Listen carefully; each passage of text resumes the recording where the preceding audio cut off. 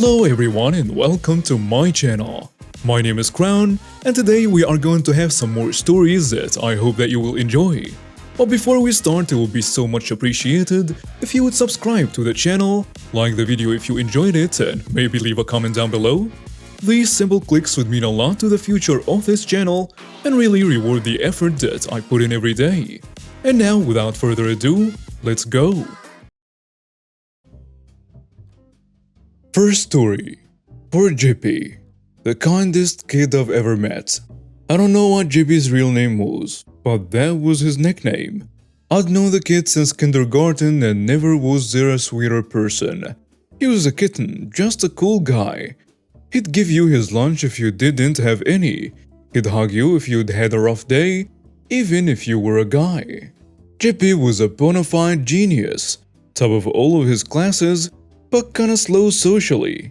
He liked people, but the kindness made people treat him worse and worse the older he got. We were in various schools together up through high school, which is where I lost track of him. I was a bad student, smart but did not care about the work.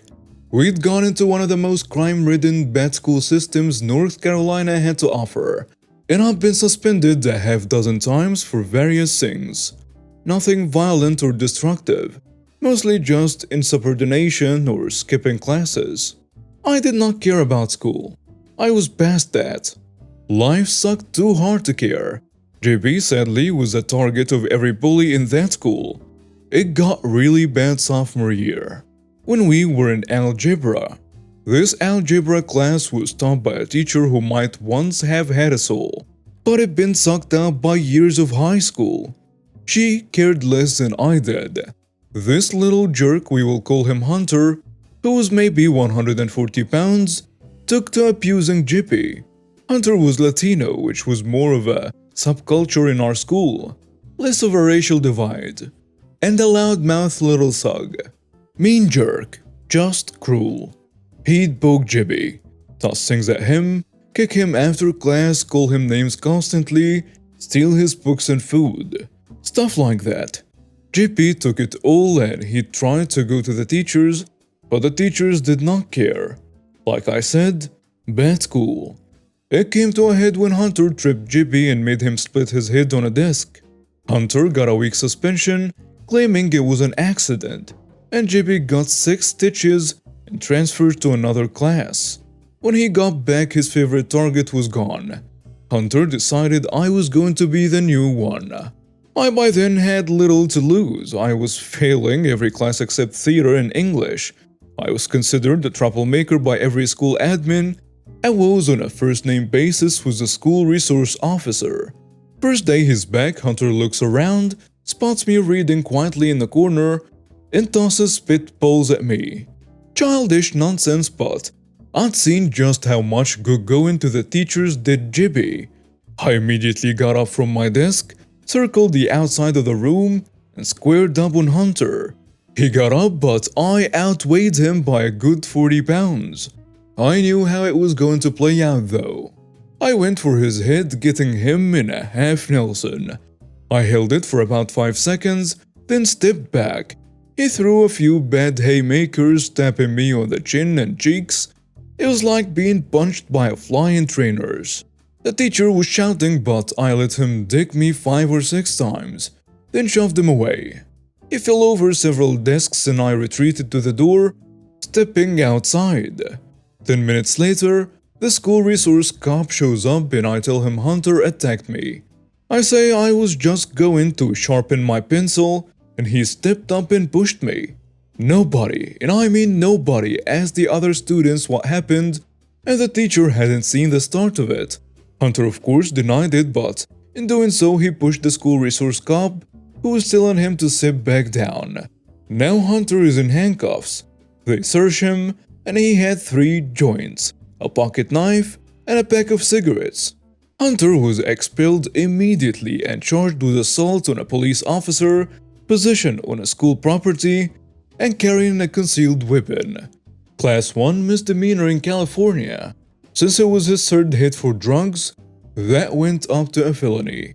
I got a 2-day suspension to add to my long list. But frankly, definitely worth it. JB, wherever you are, I wish you all the best. You deserve better, buddy. Update. Alright, I said I'd hunt around and try to find JP. My mom, as it turned out, had my old yearbook from high school for my freshman year. And I remembered he was really into theater. I found his name and picture in the credits for the school play that year. A bit of Google searching later and I found out he got married. The announcement was still on the web and moved to California. He owns a little computer repair place and has a kid. He designs those robotic battle bot things. The coolest stuff I've ever seen. I don't know if I have the guts to call him. No way he'd remember me. I am just glad he's alright. Next story. Attack and harass me and my friends? Good luck spending 20 years in jail.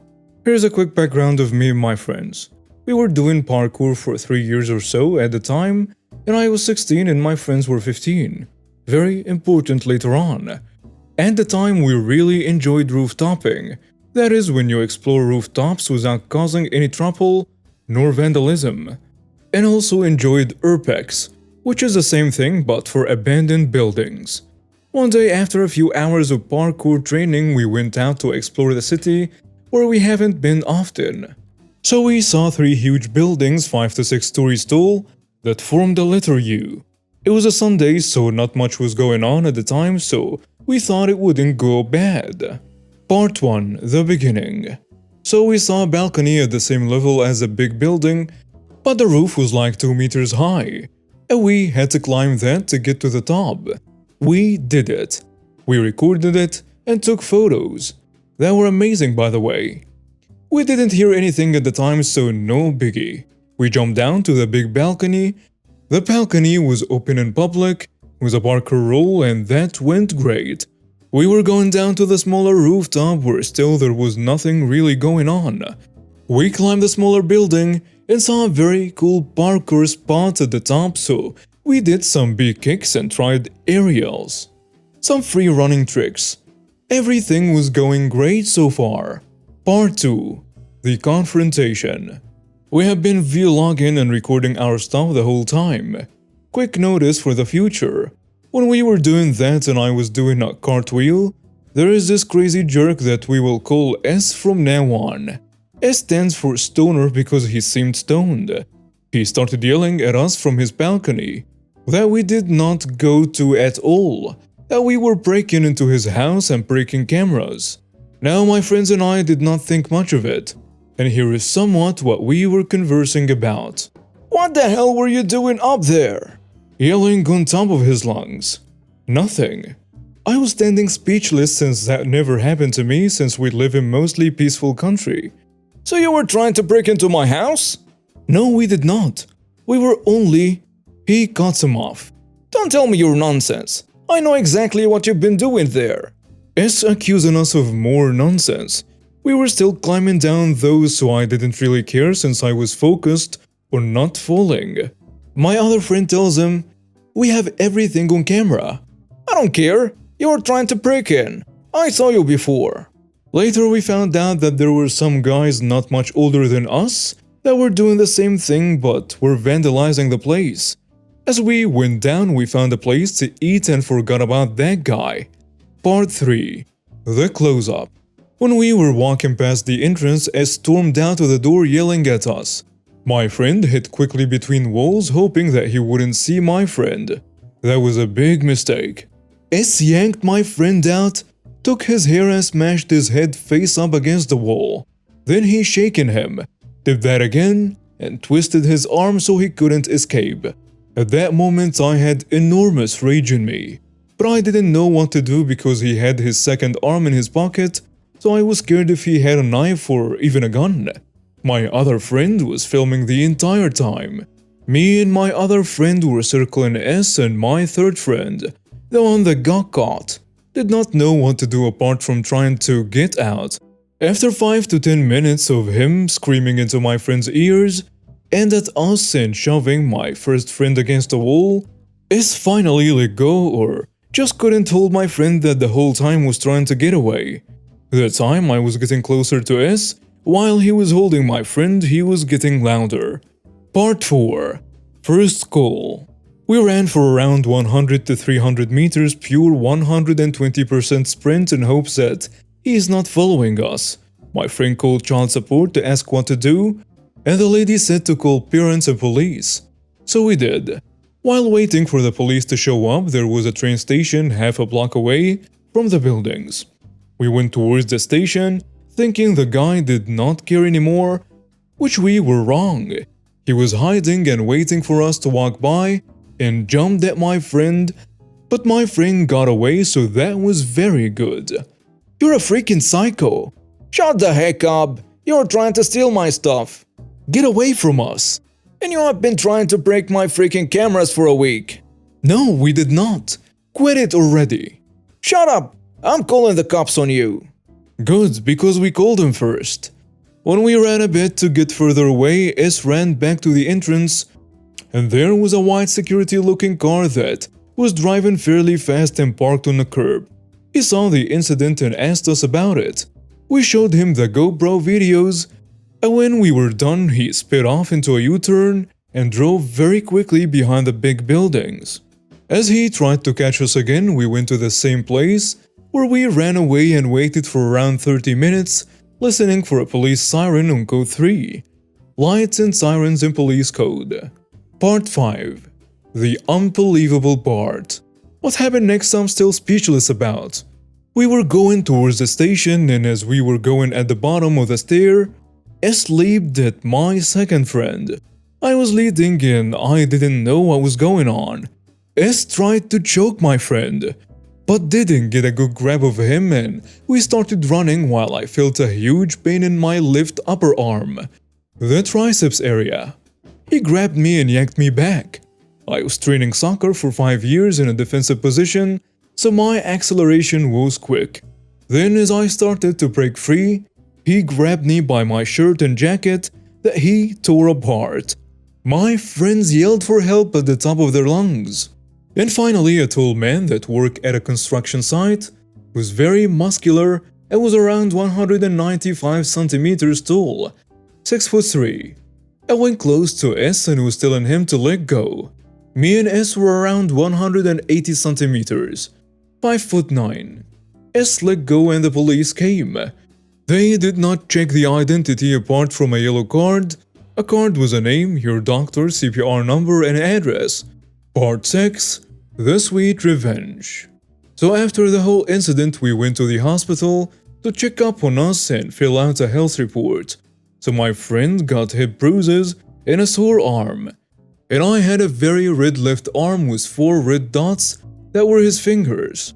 It turned out that my friend had a blackout for a second or two.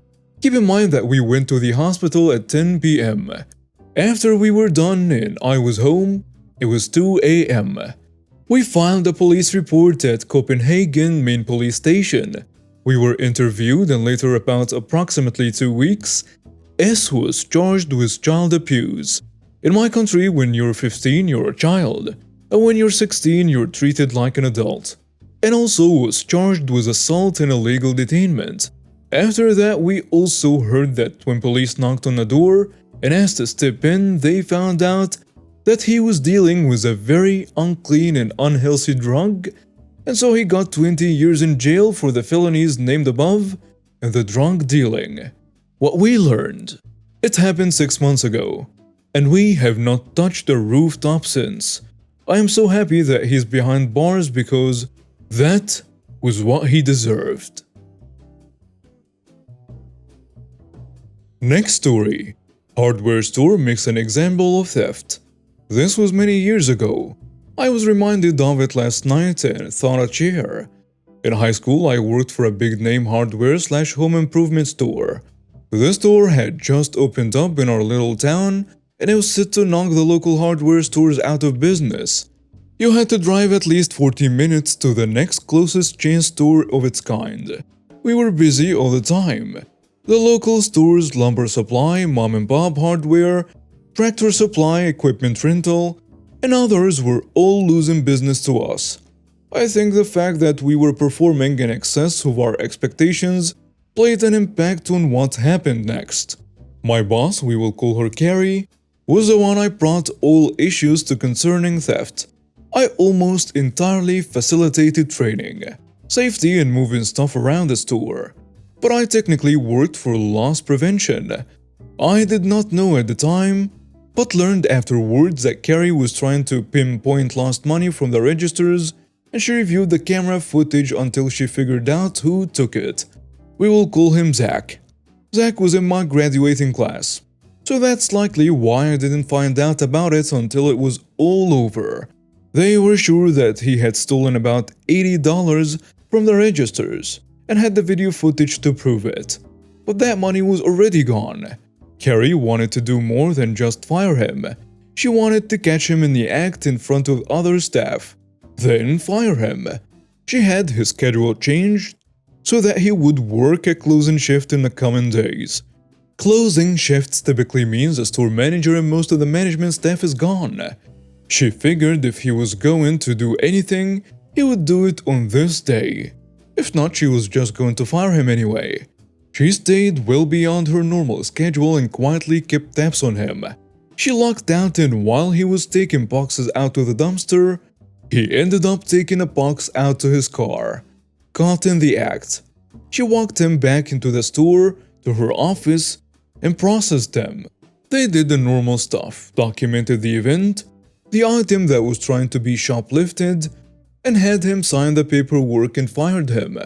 What usually happens in these events is we ban the person from shopping at the store. We put their information in the system and tell them to not come back. But in this instance, given the MSRP of the equipment he tried to steal, and the $80 he was going to get fired for anyways, that brought the total just over $500, which was just enough to be a felony theft. They involved the police and took him to court. Since he signed off on the theft and was caught by the loss prevention manager on the day it happened, there was not much defense for him. The judge gave him some community service, and the really juicy part of the event was the addition of a felony to his criminal record. Before school was over, Zach had lost all of his basketball scholarships. I don't know what compelled him to steal that power tool, but I doubt the rush of getting away with it was worth it. He couldn't pay for college on his own, so he never went. He cuts hair and smokes pot now. And now we have reached the end of today's stories. Thank you for watching and see you next time.